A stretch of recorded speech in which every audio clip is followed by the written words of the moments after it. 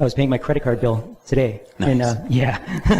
And also seeing my dwindling bank account, and, well, the account is still there. It's just the money, right? yeah, the dwindling, dollars. Nice. Yeah. How does that feel? Well, it's interesting. That's why I wanted to share this with you is that, usually if there's a lot of fear up, the fear is pretty strong and powerful. Where what it was just giving me this, it was like a deadening feeling. Because, it was really observable. Like I was feeling it, but it wasn't me, like in the meditation, like, everything's fine. But it's just the mind that comes back and forth. And it activated it quite a bit, because there are less dollars than I'm used to having.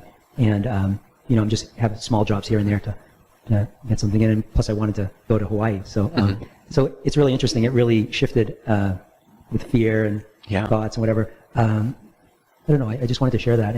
Anything you might want to say? Sweet. Yeah. But one more thing is the thoughts are kind of barking back at any teachings that the universe will provide for me or whatever which I've been I feel living from for greater than I've ever have. But the thoughts are going like, the universe isn't going to bail your fucking credit card out or this or that. So those kind of strong thoughts are getting stronger and stronger. It can do a lot of things, but it cannot fill up my bank account. It upholds everything that is.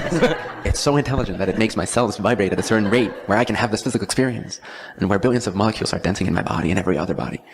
But it cannot fill up my bank account. There's a lot of people laughing here. It's a relatable subject. Anyone here who doesn't have a bank account? Oh, really? Okay. So you realize you've always been taken care of? Yeah, yes. When I stop and realize it, it's really powerful. How old are you, if you don't mind me asking? 58. 58? Yeah. Well, looking good, brother. Thank you. What's the secret? What are the chances that in 58 years, now is the time that you're not going to be supported? No. Wow. Yeah. What are the odds? How often have you experienced a dwindling bank number? I never really paid attention to it. I mean, I've had the fear and yeah. What are the odds? How many days is that? 58 years. Any math geniuses here? I think I got it without doing the math. Okay. So, you don't have to be afraid because you'll be supported. It always works. I have to pay around 5,000 taxes, 15th of April, I think it is, right? And we're moving to Colorado, which is around, everything included. Will be roughly around 5,000 too, like the move and the stuff and the payments.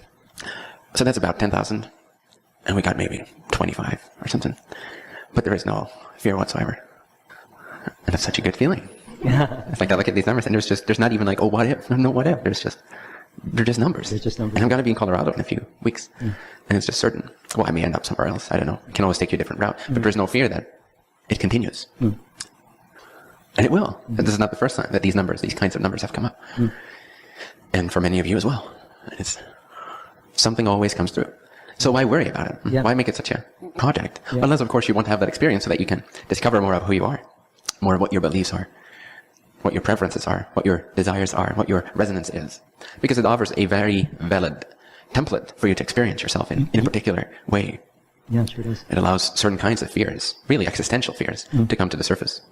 So it's a very valid way of giving yourself an experience that then triggers all these things that otherwise you may not be able to see. And it gives the opportunity to have greater trust in abundance, in the abundance of the universe, of intelligence, of presence, of yourself, of your spirit. Right. So one way to really feel into that is to look at your past and see if you can find any experience where in retrospect, really, you may not have always liked them, but where you were not supported. Yeah. And you can't find any, unless you're holding on to some victim story of, yes, but I really didn't want that, and I was really abused in that situation. Then you may be able to say like, no, I wasn't supported there. But in retrospect, after you heal that part of yourself, you'll see that even that was of service to you. There's never been an experience in your life that was not of service to you.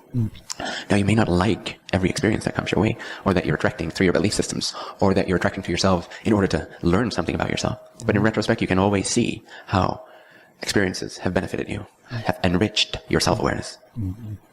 So can you find any experience where you were not being served, where you were not being supported? Yeah, no. So what are the odds that the day is that day? Right. Can you find any day in anybody else's life where they were not supported? What are the odds that out of all the 58 years on this planet, yours, the day, is going to fail? Yeah. This is logic in a sense. It's it's mathematics. It's not even faith anymore. It's interesting, over the last year or so, a lot of this doesn't come up that much. But now as the numbers are going down, it's kind of pushing up whatever fears are there. Like you were saying, kind of more like the existential ones than ones that are in the day-to-day life. But I notice it doesn't really arise that much during the day. It's not a big part of my experience, but it happens like in the middle of the night.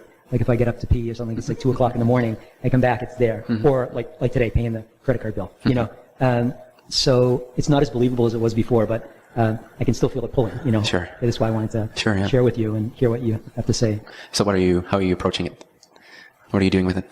I'm not really doing anything with it. I feel like it's trying to hold me back. Like I feel that. So there's something outside of yourself that has control over you? Is that what you're saying?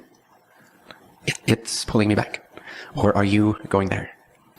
Well, I don't feel like there's like I'm not aware of myself doing that.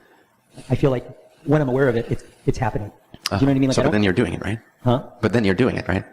What do you mean by doing it? The moment you're aware of it? Yeah. You can see that you're going in that direction, even if it's light? Yeah. Yeah, I can feel that. And then a lot of times I'll just drop it, and it seems to just not be there. And then there are some times when it's kind of feeling like this pull. The pull? Can you see it's a push? You're driving yourself there? How are you driving yourself there? Because there's nothing in control outside of consciousness. There's no force that has any gravitational pull whatsoever. We go somewhere. We go somewhere. We go somewhere. We go somewhere. So why are you going there? Not why is it having a pull on me, because that's not the case. Why are we going there? Can you discover why? More because it's familiar. Familiar with old ways of believing in everything I've been. And why would you choose the familiar? Even to call something familiar is to give it a credit that it doesn't have. Is to say this is familiar, which means it's comfortable. But it doesn't necessarily mean that what's familiar has a gravitational pull of comfort. So what is the belief? No, it's actually suffering. It is, yeah. You see it that way. Why are you going there? What's the belief? What's the interest? What do you believe? I think the belief underneath that is that I'm not going to have any money and I won't have the comforts of life. Why does that interest you? I know it doesn't sound like one would want to be too interested in that, but we're wising up. That's great. I don't know, like when I got off on Patton Ave and there was somebody out there asking for money, they had a little sign, and I just, here is my money's dwindling, but I just gave him some, and there was like a split second where I felt like asking it back. Huh? No, there was a split second that I was just exchanging something that I didn't have, you know what I mean, or kind of giving something that, was quite nice. Excellent, yeah. So the belief is that I'm going to be poor, I'm going to be older, and I won't have a job. But not really, otherwise you wouldn't be giving money to somebody, right? Not really. You don't really completely believe that. Right, yeah. There's definitely a hole poked in it for sure. In fact, I saw the fear and then I got this thought or feeling or intuition that in some ways I'm saying fuck it to it all and going to Hawaii anyways, it's in other words going, what's that saying? All for broke or something like that? It actually means literally as well as, so it's almost like it's almost in some way that I'm facing that and saying, fuck you, Great. The universe is going to provide for me, it has that feeling. It's your no-nonsense policy. Right. It's like this field around you that just, it doesn't allow any nonsense in. Again, it's like giving away anything you don't resonate with. But the giving away actually is an act of love. It's not a giving away as in a running away, where we give something power that it doesn't have, which is called rejection or exclusion. This is inclusion. We include the things that come up for us, but we very clearly know that we have the power to say no, that we are the only power in the universe. So something only has an effect on us if we give it an effect on us. If we give it the power, we feed into it. Exactly. Sure. So the no-nonsense policy is that we don't allow any definitions or beliefs or meanings to creep on in that we don't prefer. Doesn't mean we don't accept life as it is, or that we're not embracing things as they come along. We're looking at them, we're embracing them, integrating them, and then saying, not that one. I'll take this one. I'm going to Hawaii, no matter what. Bye-bye. Yeah. Putting that smile on your face genuinely.